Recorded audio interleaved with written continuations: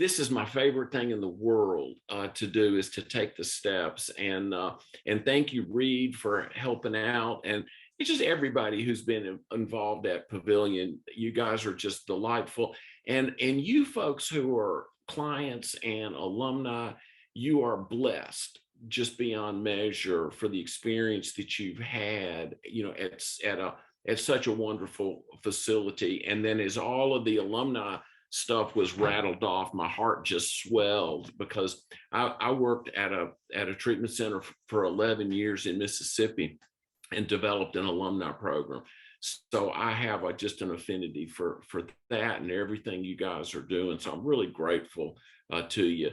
So so I'm Carver. I am in long-term recovery from the disease of addiction. That means that since June the 14th of 2004, I haven't had the need to take a drink or take a drug or marry a stranger, which was a big problem for me. And so we'll talk more about that later.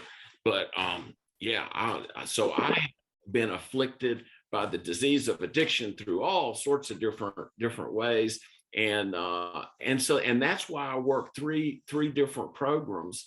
Do you know that there are over 300 different anonymous fellowships that use the 12 steps? I qualify for 137 of them, but who's got the time? So I'm a grateful member of Alcoholics Anonymous. I'm a grateful member of Al-Anon, and I'm a grateful member of Adult Children of Alcoholics, because I grew up in an alcoholic home. My dad was an alcoholic, my mom alcoholic, and the apple did not fall far from the tree. So I'm just really grateful to be here with you guys. We're going to do, over the course of this month, each night, we're going to be taking the steps, and we're going to be doing it through the Back to Basics format. So what we're going to do is based on the book. Can y'all see that? Is that getting blurred out? It's based on the book Back to Basics. This is the one that started it all.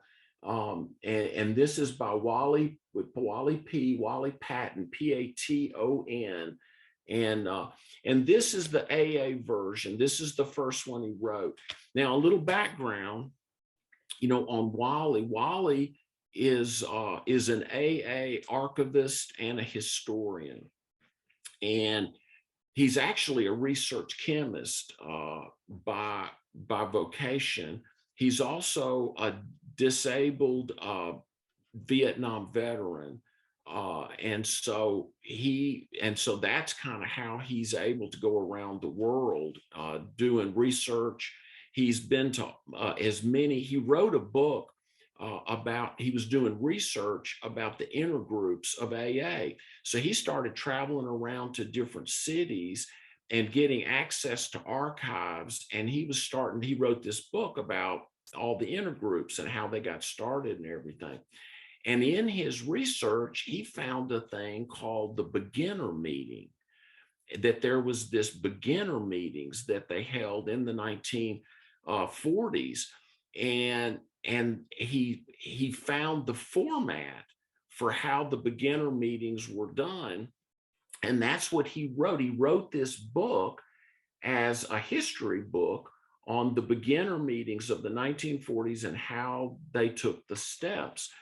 Well, when the book went out, people didn't see this as a history book.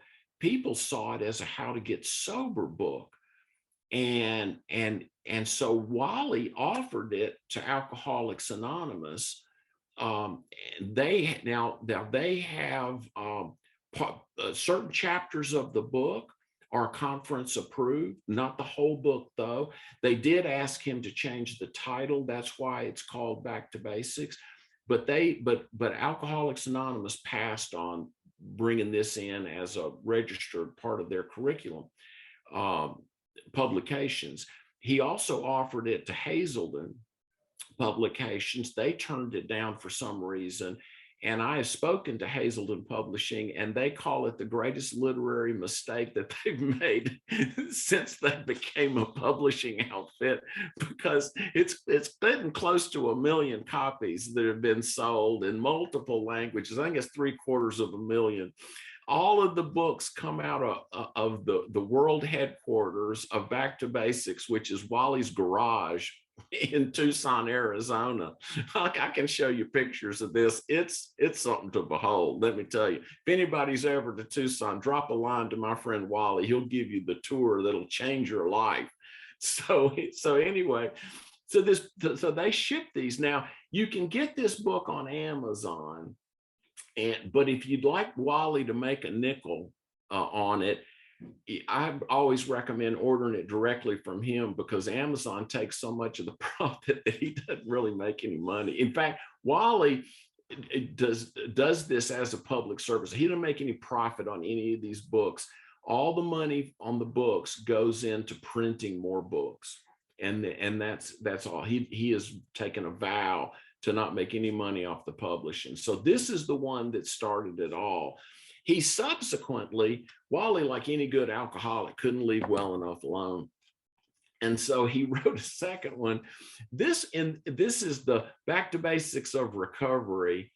And so this one, can y'all see that? Am I getting that close enough that you can see? Is that doing better? Okay. This is Back to Basics of Recovery. Now, what he did in this one was he sort of simplified. He gender neutralized the material. He took out all references to alcohol to make it more accessible to people who were suffering from, people like me who were suffering from all different forms of the disease of addiction, and sort of simplified the material. So this is the second version that he brought out. And then he's also done one, and this one I highly recommend. He did a deep dive into the 11th step, and so the 11th step, this is a book. This is called How to Listen to God. Let me see if my focus will focus in. It doesn't like this. There it goes. Whoops, there. Can you see that? This is How to Listen to God by Wally P. All of these are available on his website. This is a deep dive into the 11th step and where it came from, how they practice the 11th step. And he goes back into the Oxford group. So all three of those are just classics. Now, Wally's website, in order to order these, of course, you can get them from Amazon, but Wally's website is it's aabacktobasics.org. It's just aabacktobasics.org. And then you'll see Wally's website. He's redoing it. It's a little old, but anyway, you'll see the material. And I highly recommend any of this. My goal, I have two goals in this workshop series.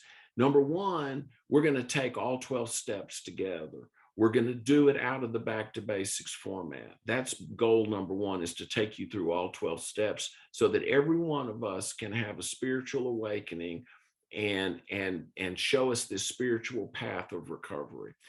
Number two, I'm going to show you how to do what we're doing.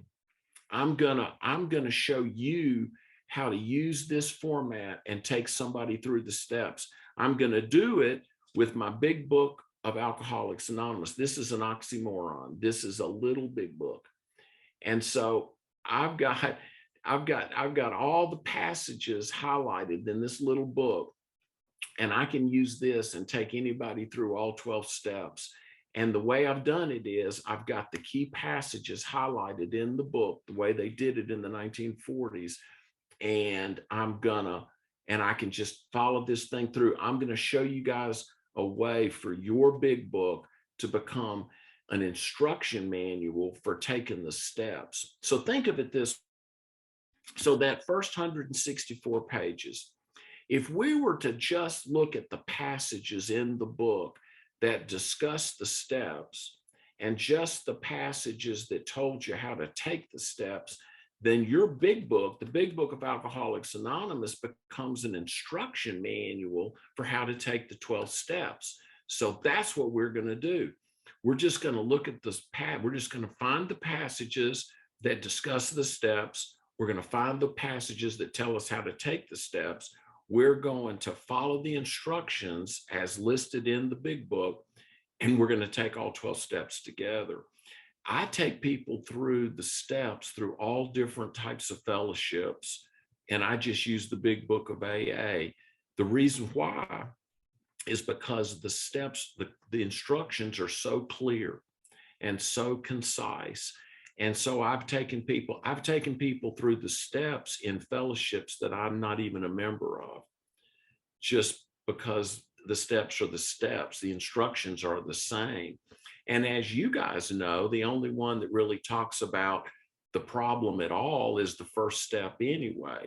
I'm going to show us all how to, because let's face it, all of us here, attending a meeting like this, we're suffering from all kinds of things. Many of us just alcohol, but many of us things other than alcohol. And many of us, people like me, we're suffering from everything. so I'm gonna neutralize all of this and show us how the steps is applied no matter what. And even just people, who are looking for just a spiritual way of life. That's kind of so that's the 10,000, that's the 100,000 foot view. So I wanted to tell you a little bit about how I met Wally, if you don't mind, and a little bit of the history. I'm so glad that we started off with the Serenity Prayer. Does anybody have any idea? Do y'all know how the Serenity Prayer became a part of, why do we do that at the beginning of the meetings? Does anybody, y'all know? If you're as old as I am, and I'm old, of course, now I'm tell you, watch out, because I'm 65 years old with a 5-year-old. I'm a first-time dad at 60. So I may get photobombed by a little 5-year-old come running in here. So and if you don't think this is the age of miracles, you just wait till you see Alex if he comes running in here. This is a miracle. So there, if you're as old as me, you remember an old TV show that aired back in the days when TV was in black and white. And there was a very, very famous man. Jackie Gleason was the star, and his sidekick was a guy named Art Carney. And this was filmed in Hollywood. Well, Art had a brother who lived in New York City, who was a really bad alcoholic, who got sober in AA. And he was reading the New York Times one Sunday, and he happened to be reading the obituaries, and he saw the Serenity Prayer in an obituary of the New York Times. He thought, what a great prayer for alcoholics. He cut it out. He took it down to the AA central office in New York.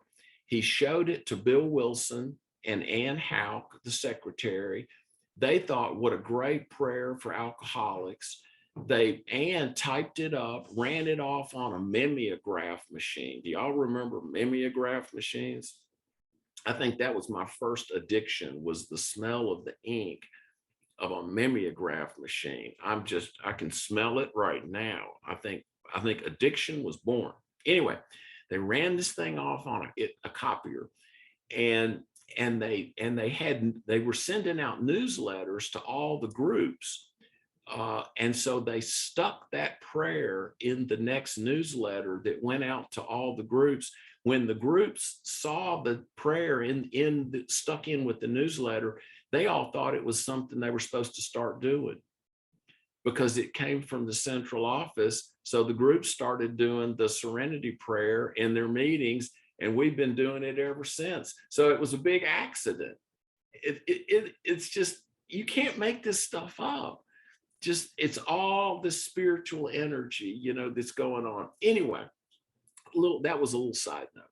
So I want you to, in your big book, and I'm going to be taking you guys through the key passages. So one of the things I want you to have, I want you to have your big book.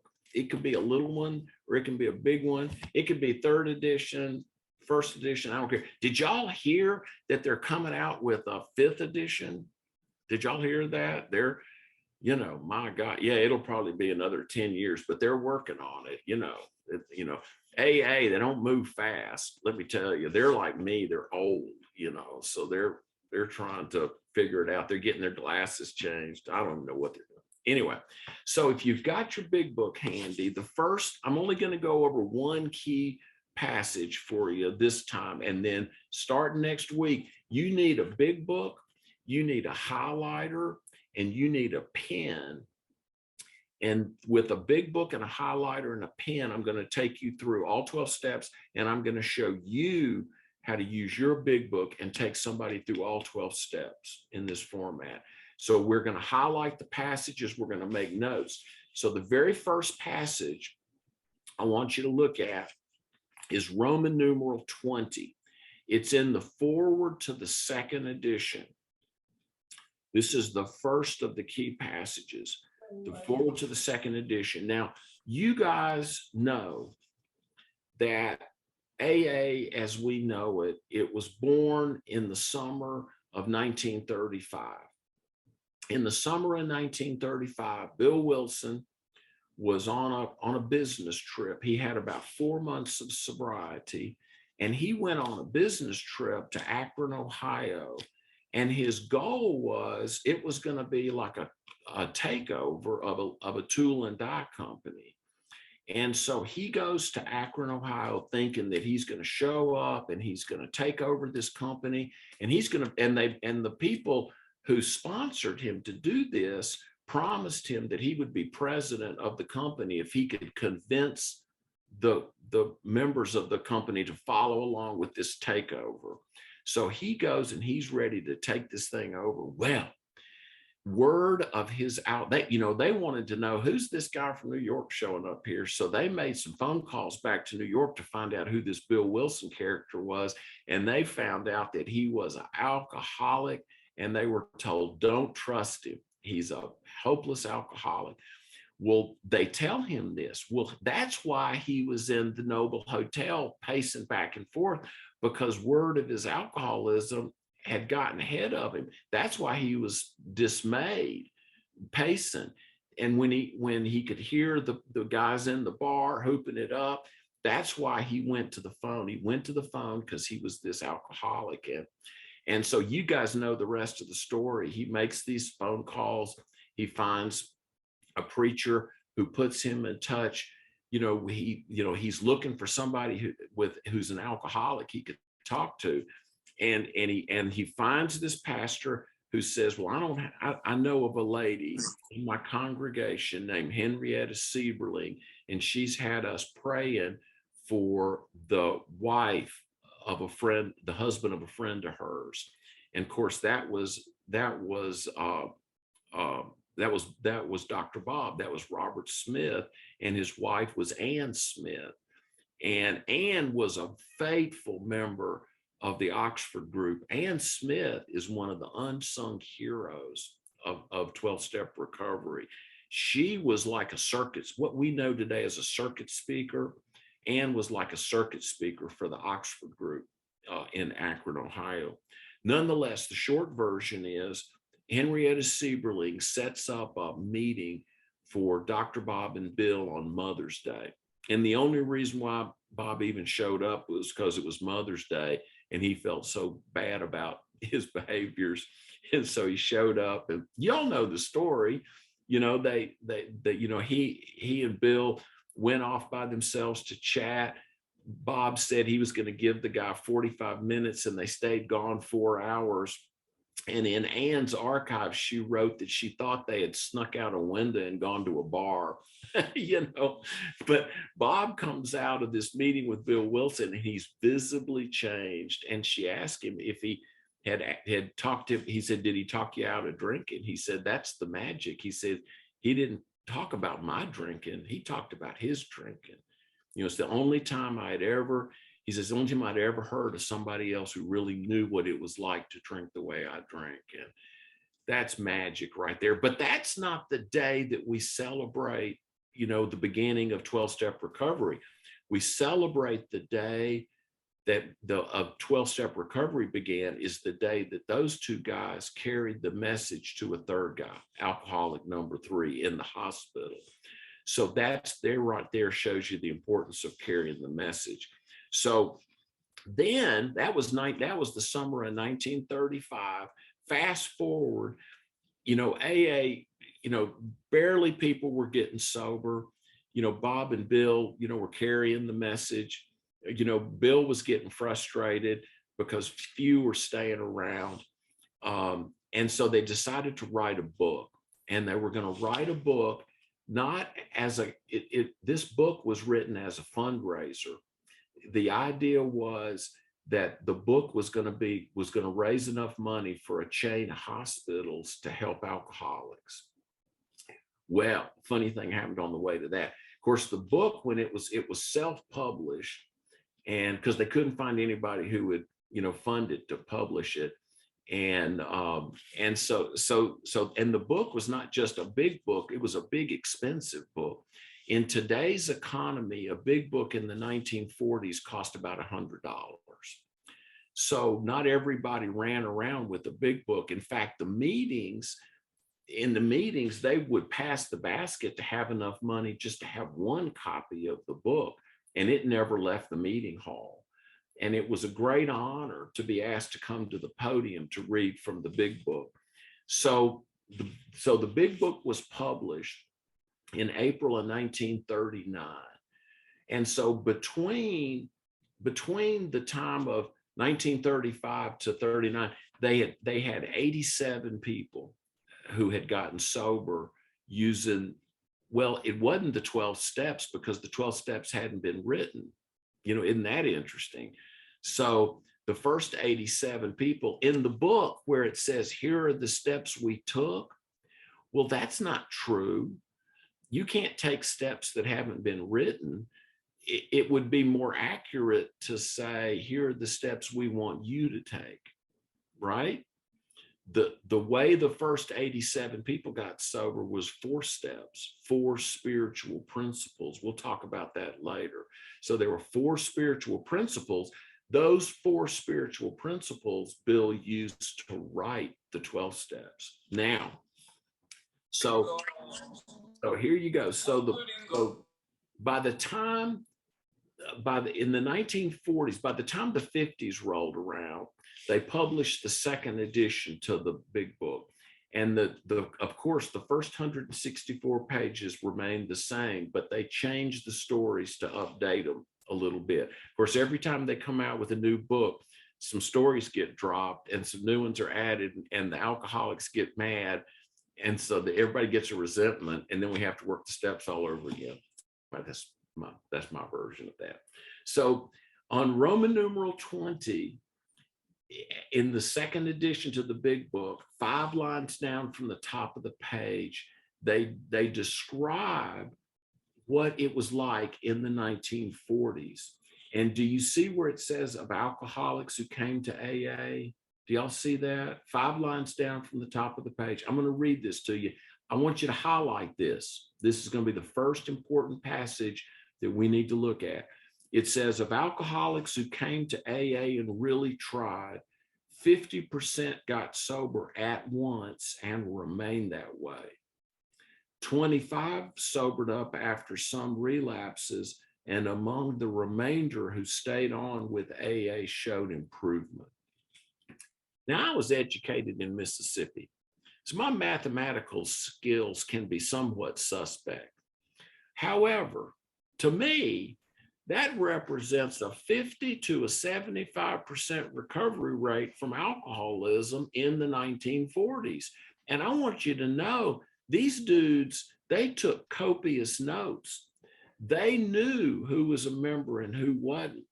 So my question to you guys is, what went wrong? What went wrong? Why were they having a 50 to a 75% recovery rate then? And today, as I mentioned earlier before we got started, based on what AA says, this is AA talking, not me. They estimate that somewhere around, of the people who come to AA, that somewhere around 5%, that they just walk into AA, roughly 5% are staying sober the first year without a slip. Right? So what went wrong? What happened? Well, we could spend the next month looking at the social, economic, all the differences, different drugs, different stuff, the concept of the high bottomed alcoholic, which didn't exist back then, all the young people coming, there's so many differences we could look, but there is one thing that I think is critical to answer that question. Let me describe to you what it was like when you were a newcomer in the 1940s. If you were a newcomer in the 1940s, you couldn't just walk into a meeting, declare yourself a member, sit down and start sharing as you can today. Today anybody can walk in the streets, declare themselves a member, sit down and start sharing. That's why today Alcoholics Anonymous is no hotbed of mental health. You've been to the meetings? You can hear all kinds of stuff. Sometimes I'm sitting in a meeting, I'm wondering, did I just walk into Pets Anonymous, or is this driving anonymous? Is this Spouses Anonymous? I'm not sure what I'm not sure what, my sponsor used to say his favorite part of AA is when we talk about not drinking. Hello. Anyway, that's another story. Don't get me started. So if you were a newcomer into AA in the 1940s, when you walked into the room, you were immediately identified as a newcomer because they knew exactly who the members were and weren't. You were greeted and you were told that the beginner meeting was down the hall. You were introduced to someone who escorted you down there. You got a cup of coffee, you sat down, and in your very, very first meeting, somebody came to the podium, they opened up the big book, they started reading the instructions for taking the steps, and in your very, very first meeting, you took the first 3 steps.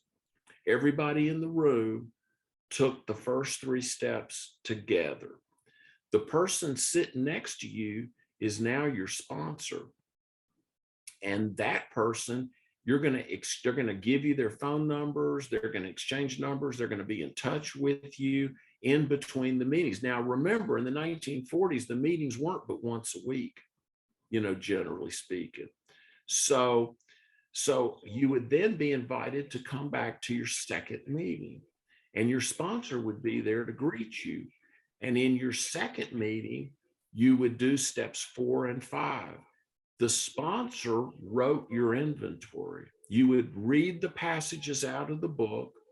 You would take the steps together. You would make an appointment with your sponsor. And in the 1940s, the newcomer didn't do the writing. The newcomer shared stories. The sponsor did the writing. So then you would be invited to your third meeting. And in your third meeting, you would do steps 6 through 9. They would show you the 4 ways to make amends. Your sponsor, with your inventory, would of your resentments and the harms done to others, would indicate, with your help, you would agree on which way of the 4 ways to make amends you were going to apply to each one, and if you owed an amend. And then you would go out with your sponsor and you would make an amend. You would come back for your 4th meeting, and you would do steps 10, 11, and 12, which included a guided meditation that we're going to do together in our 4th session, just the way they did in the 1940s. And then you were invited to attend your 5th meeting. And at your 5th meeting, you would then sit with the next newcomer. And you would repeat the process again with a newcomer. And if you completed all of that, I don't have my wallet with me, or I'd show you. If you completed all of that, Then you were invited to be a member of Alcoholics Anonymous, and you were given your membership card. I've got a reproduction of a 1940s AA membership card, and I thought I had an extra one here. Anyway, I'll show it to you next kind. I carry it in my wallet. It's a reproduction of a 1940s AA membership card. So you'd be a card-carrying member of Alcoholics Anonymous.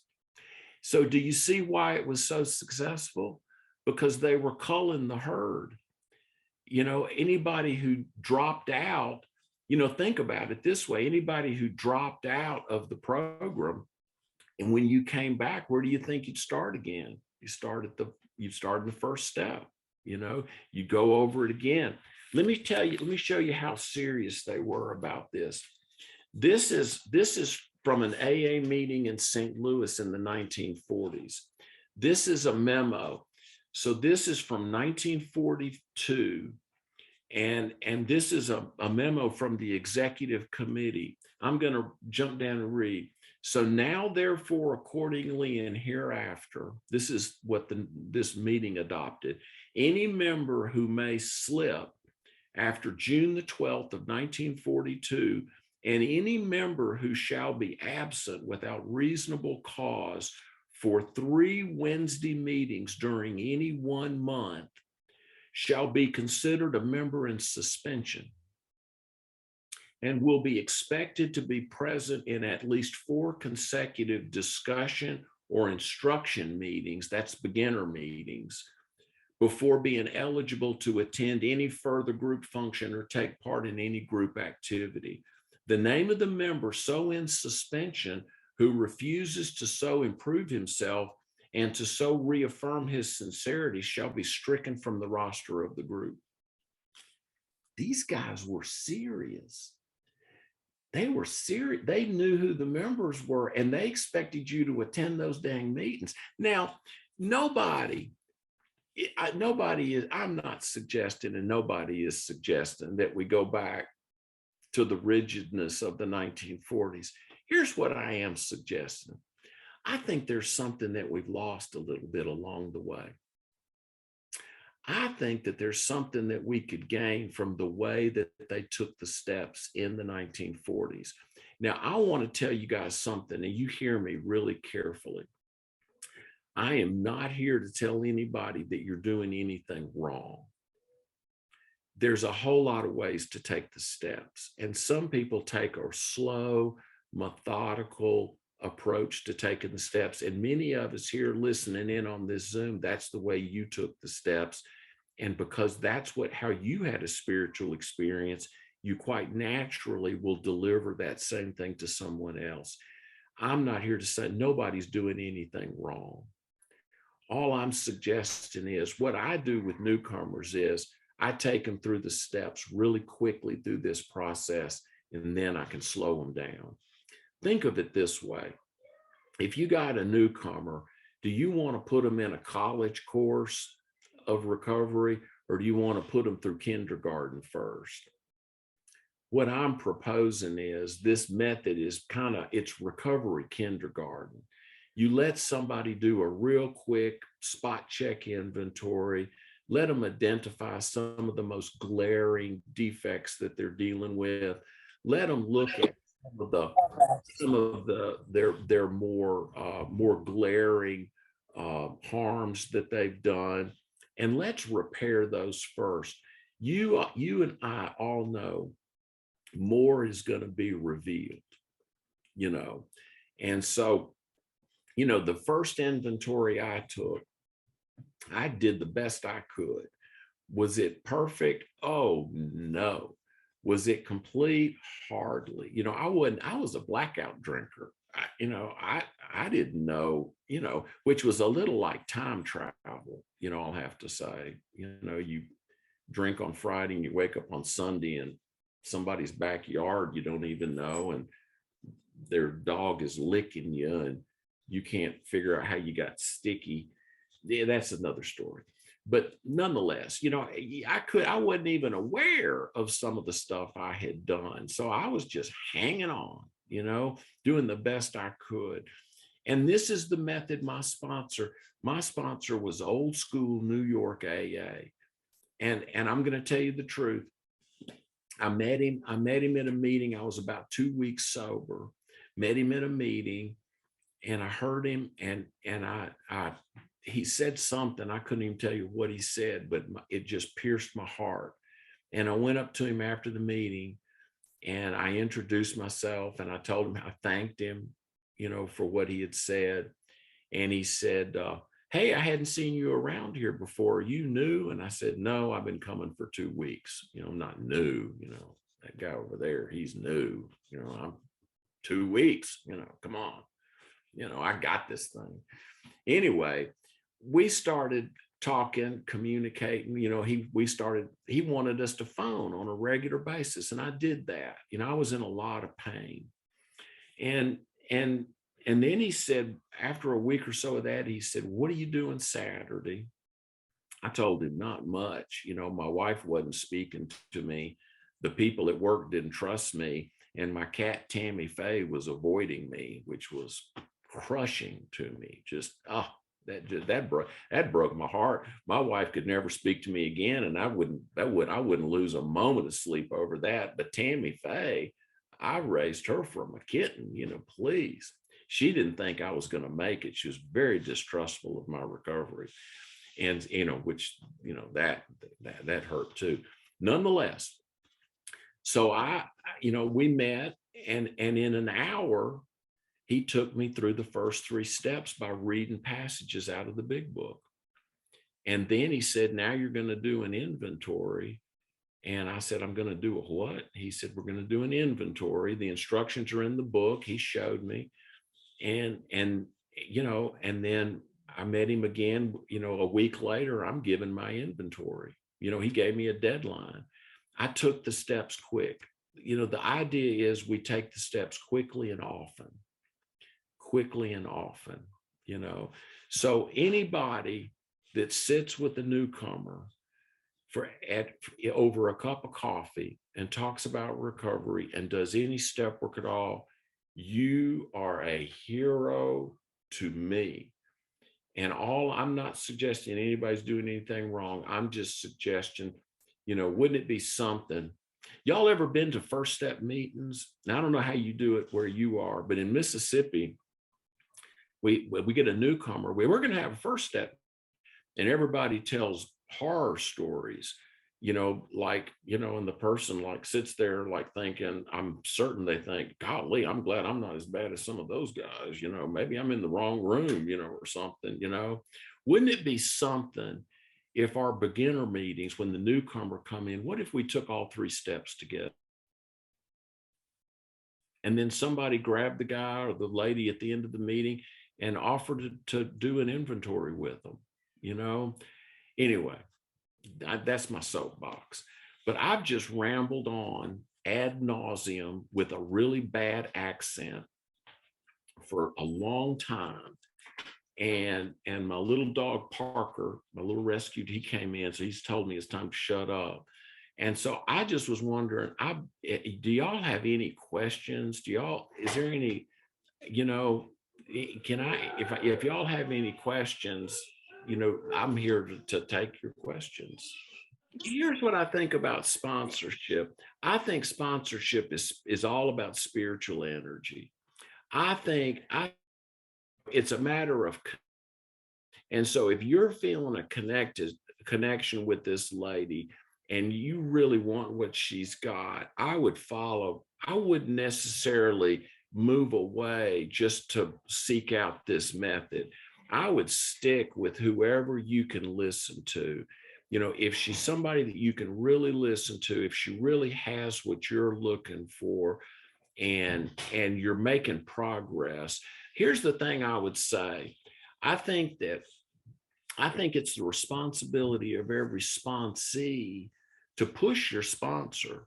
If you're not going fast enough, then I would say that. I love to be challenged by my sponsees. If I'm not going fast enough, or if I'm not doing enough for them or everything, tell me, and we'll amp it up. So So I'll just say, it sounds like to me you may be in the right place.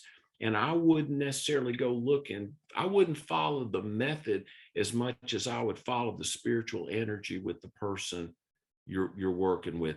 100%, Tom. I say just stay with us this month. And I think this is going to be complimentary of Mm. everything that you're doing with your sponsor. And I don't think I can't imagine one thing. Let me say this. If I say anything that contradicts your sponsor, then I'm wrong. I just officially became wrong. So you follow your sponsor because your sponsor knows you, a whole lot better than I do. So if I tell you anything that contradicts, I just made a faux pas. That's Mississippi from I just messed up. But yes, I think that this is going to fit hand in glove with what you're doing. And I think it's going to help you when you turn around and get ready to sponsor somebody. Thank you, Fred. Listen, I wanted to say my sponsor took me through this method, but he had never heard of back to basics. He just knew the way they did it back in New York, and he could trace his lineage back to Bill Wilson. And he was in meetings in New York with people who knew Bill, and so, but they didn't know that. But the term "back to basics" wasn't a term. This was just the way they did the steps. They just took the steps quickly and often, and that's the only way he knew to take somebody through the steps. I would recommend lunch or breakfast and get that guy in there. And so here's what I do. I buy breakfast. I'm a big breakfast guy. I'm from Mississippi. I tell you that. And so I sit a guy down at breakfast and I get a napkin out. This is Mississippi and I'm cheap. And so these are paper napkins. So I'm not really damaging anything. And on the top of the first napkin, I write, "What are you angry at?" I know I'm ending a sentence with preposition, but I was educated in Mississippi and that's just the way we roll. And so I slide that napkin to him, and I said, "Could you make a list of all the things you're angry at?" Sometimes if I feel in the mood, I'll say no more than 10 because I'm kind of busy, but just make a list, just write down what you're angry at. Then I'll get a second napkin and I'll write, "What are you afraid of?" I'll slide that one to him. "Would you make a list of the things you're afraid of?" And then I get a third napkin and I'll write, "Who have you hurt? Would you make a list for me?" Just a list. I'm not at, don't, no explanation, no nothing. Here's one of the things, John, from the 1940s. The healing is in the sharing, not in the writing. You can write everything you need to write about yourself and never get better. It's the sharing of it. So all I'm trying to do is get the guy organized so that he can start telling stories. I want the guy to tell stories. And then we'll jump in the car and take a long drive out into the country, something or just get the guy on the phone. I just want to hear his stories. And every inventory has those three components to it. What are you what are you angry about? We always start with that one because everybody, man, nobody's more angry than us. I mean, I'm not drinking, so I'm angry. I'm angry that I'm not drinking. I'm angry. I'm just angry at everything. I'm angry at being angry. And then now you amp it up. You dial up the heat. What are you afraid of? Now you're starting to really get to the heart of the matter. What are you afraid of? What drives this person's fears? And then who have you hurt? And there's where your amends are going to come from, is the harms that you've done. And I always point out to the person, who have you hurt? Well, you've hurt yourself. What are you angry at? Well, you're probably angry at you too, you know. And so, and then we've got something to work with, you know. Um, So I get a guy going. I want to sit down. You know, I want to hear his story. And hearing his story within those three parameters, that's 4 and 5. It's a very simple 4 and 5, but it could get a guy off first base. And because now, after you've heard those stories, now you're seeing patterns, you're aware of character defects. You can ask the guy if he's ready to change, step 6. You can ask him if he's ready to pray and have these character defects removed. He can pray with, do the 7-step prayer. And then using that format, he's already got a list of the people he's hurt because it came out when he wrote his harms list, you know. And then we look to the 4 ways of making amends. In the big book, there's 4 ways to make an amend. And so we start looking at which one do you think would be the most effective? Which one is he willing to do? This is the kindergarten of recovery. I'm here to make this thing so simple. And this is what we're going to do. You're going to have your big book there and a highlighter and a pen. And I'm going to open up my book, and we're going to start at the beginning. And I'm going to say, well, let's just start at the beginning, the foreword. Let's start with the foreword to the first edition, Roman numeral 13. And I'm going to highlight along the very first line. And I'm going to say, we of Alcoholics Anonymous, more than 100 men and women who have recovered from a seemingly hopeless state of mind and body, to show other alcoholics precisely how we've recovered is the main purpose of the book. So we're going to break that passage down. And I'm going to just talk about that passage. I'm going to break it down. You're going to get to make some notes. And then we're going to go to the next passage. So you're just going to, and your book is going to be all highlighted up with these key passages. And just like mine is. And if you want to, let me see if I've got a page. Yeah, if you be really colorful, you can change colors, you know, at times, you know, or something. I don't know, you know. And so this is just simple and easy. I'm just going to take you through. We're going to ask questions together. It's the first step question together. I'm going to ask the second step question. We're going to do the third step prayer together, and we're going to start feeling better. Here's the thing I say to people.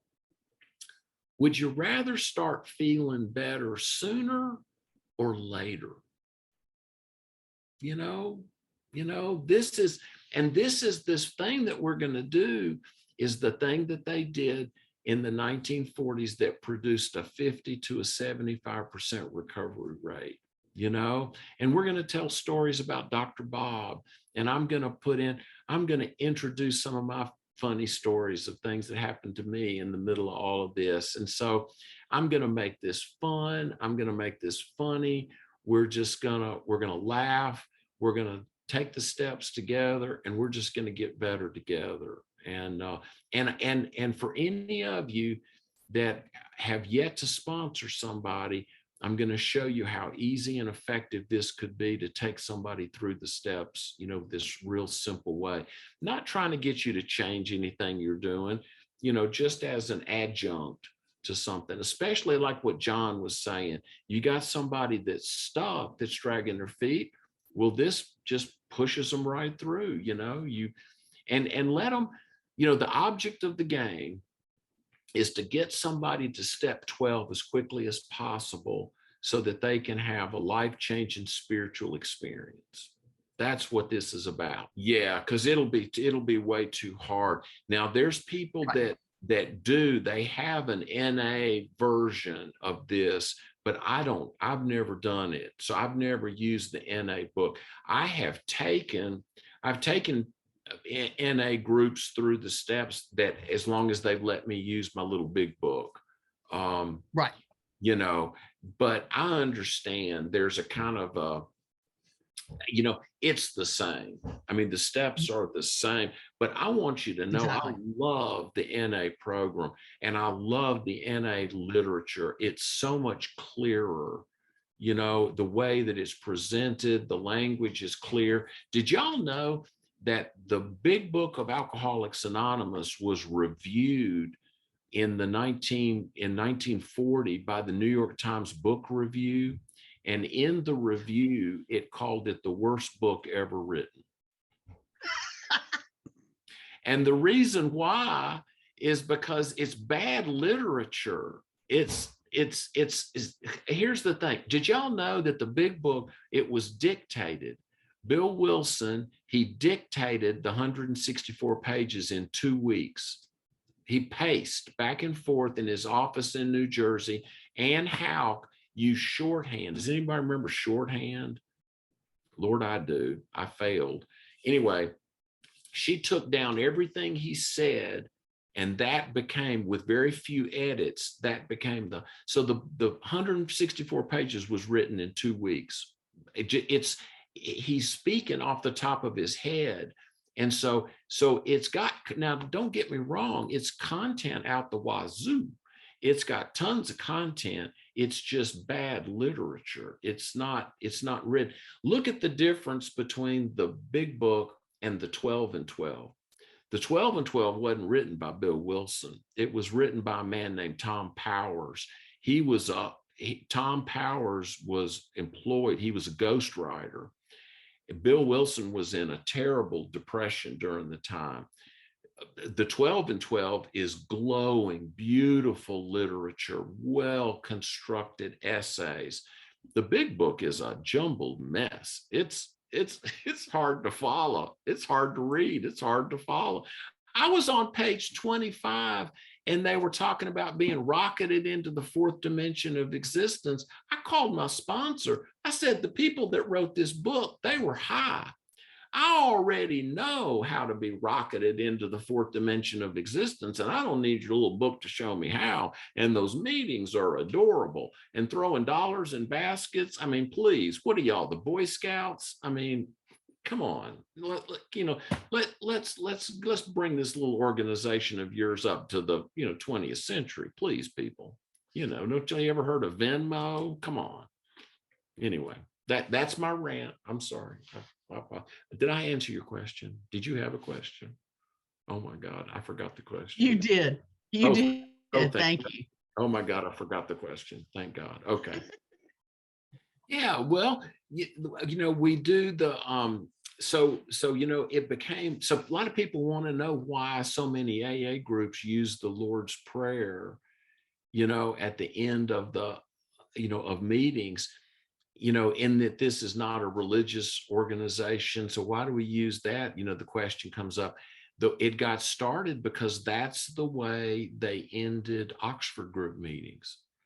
Oxford group meetings always ended with the Lord's Prayer. And so when they formed the alcoholic kind of Oxford meetings, when they started to split away, it was a tradition that got carried on. So, so we can do the Lord's Prayer together, and I will just, throw out to you, who continues to show up and bring us here together. Our Father, who art in heaven, hallowed be thy name. Thy kingdom come, thy will be done on earth as it is in heaven. Give us this day our daily bread, and forgive us our trespasses as we forgive those who trespass against us. And lead us not into temptation, but deliver us from evil. For thine is the kingdom, the power, and the glory, forever and ever. Amen. Thanks, guys. I really enjoyed this. Y'all were awful quiet.